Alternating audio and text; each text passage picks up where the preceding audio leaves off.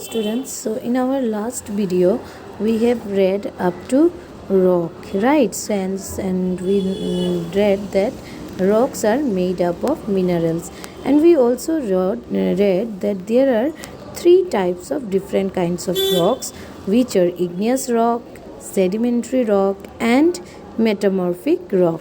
So let's read about igneous rock today. Okay. So this igneous rock is derived from Latin word ignis, which means fire. These are formed by cooling and solidification of molten lava.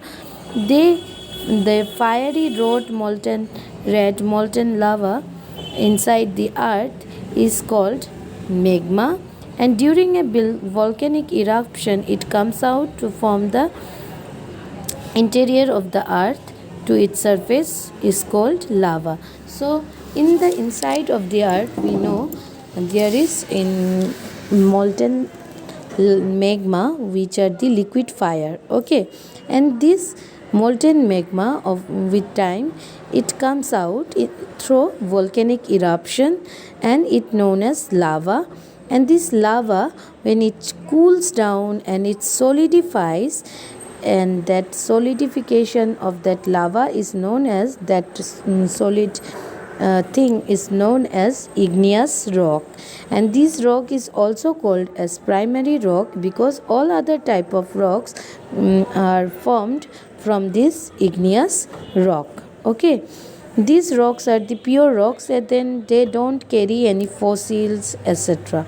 Okay, and again we can divide it into two parts. There are two kinds of igneous rock, that is intrusive igneous rock and extrusive igneous rock. Okay, which is also called as plutonic and volcanic. So which are intrusive igneous rocks?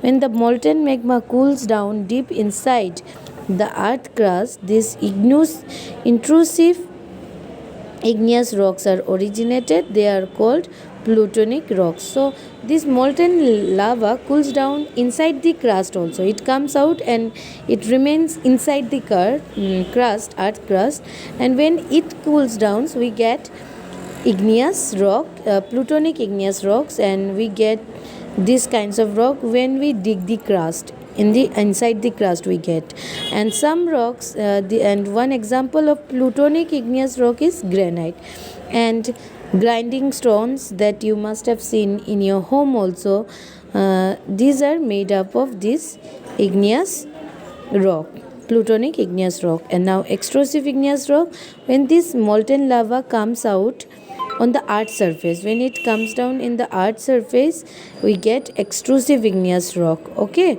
when it cools down, basalt is an example of extrusive igneous rock. Okay, now we are going to read about sedimentary rocks. So the word sedimentary is derived from sedimentum, that means melting or settle down. Okay, why this name come from, you will know in further. These sedimentary rocks are formed by the igneous rocks when igneous rocks breaks down into small particles like sands and these things, and this broke down because of different weathering agents like running water, wind, glaciers, etc. Okay, and these small particles when it cracks down because and heat each other and broken down into small particles, these tiny particles of rocks are known as sediments. Okay, and these sediments get transported because of water, wind, etc. It's get transported and get deposited. Okay, and it deposited layer to layer, again and again it deposited in one place, and that when this deposition become hardened, this creates sedimentary rock. And that is why it is known as the word came from settle down, means it when it's deposited and it's settled down in one place, we get sedimentary rock. See, with the passage of time, these sediments transported and deposited by water, etc., get compressed and hardened to form layers of rock. These rocks are known as sedimentary rock. So The sediments are deposited in different layers or strata. These are also known as stratified rocks. So these rocks are formed because of deposition, and these are deposited in different layers, and that is why these rocks are also rich in fossils. What are fossils? Fossils are the remains of dead plants and animals, okay, or microorganism. And these microorganism fossils get trapped in the layers of the rocks. So that's why these sedimentary rocks are very much rich in fossils also. Examples of sedimentary rocks are sandstone, chalk, dolerite, etc. Okay. Next is our metamorphic rock. So the word metamorphic has derived from a Greek word which is called metamorphosis, meaning change. Okay, it is came from metamorphosis, means change. And why this name is given? Because these rocks are the changed form of sedimentary rock or igneous rock. Okay, the rocks that have been changed form from their original form due to pressure and heat are called metamorphic rock.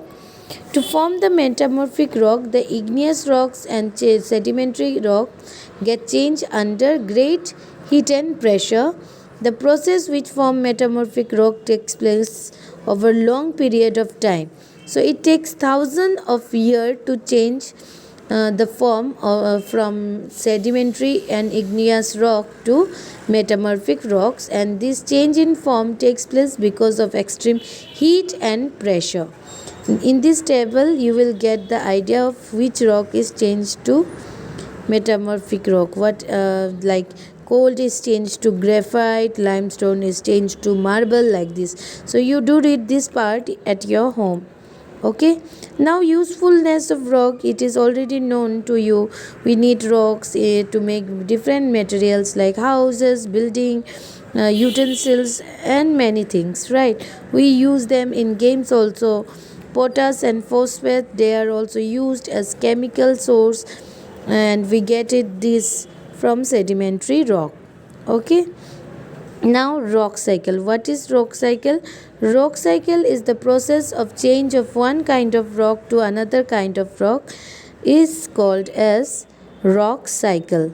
Okay, so igneous rocks, because of weathering change, break down into small particles, and this give birth to, when this eroded and it hardens, it give birth to sedimentary rock. And with over the time, because of pressure and heat, the sedimentary and igneous rock change their form to metamorphic rock. Again, with passage of time, these metamorphic rocks also melts down because of extreme heat, and it gets inside the earth and it forms molten magma.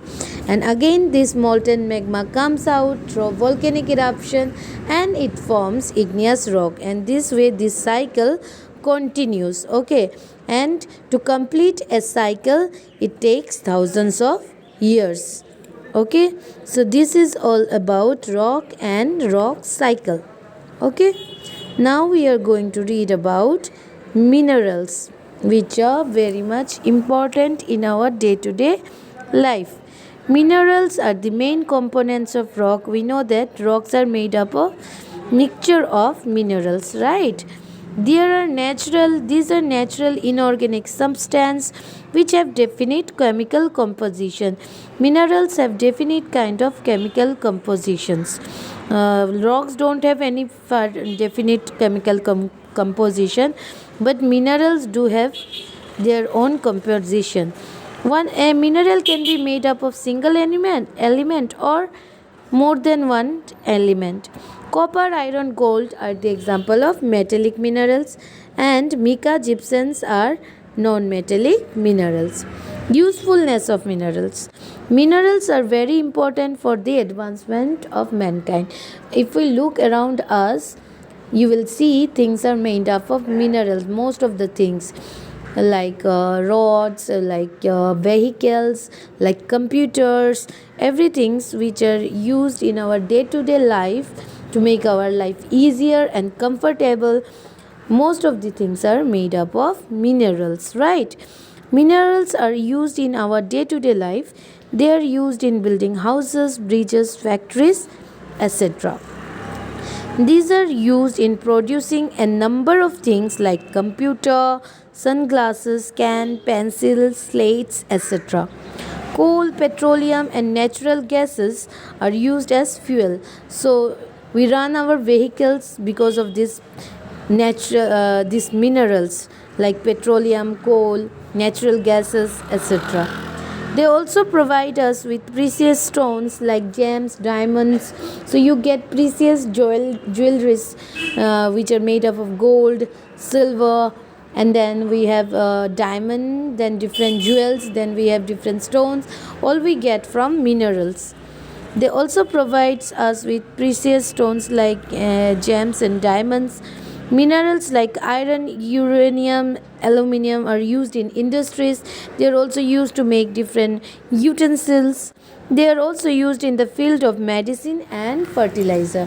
So minerals has a very important role to play in our day to day life. And with this we are ending this chapter. So in this chapter we read about interior of the earth. We read there are three layers of the earth, that is crust, mantle, core. Then we read that we get minerals and rocks from the interior of the earth, which are very much necessary in our day to day life. And we read about three different kinds of rocks and how this process formation of rocks takes place, which is also called as rock cycle. And this much all about this chapter, and with this we are ending this chapter. Thank you, students.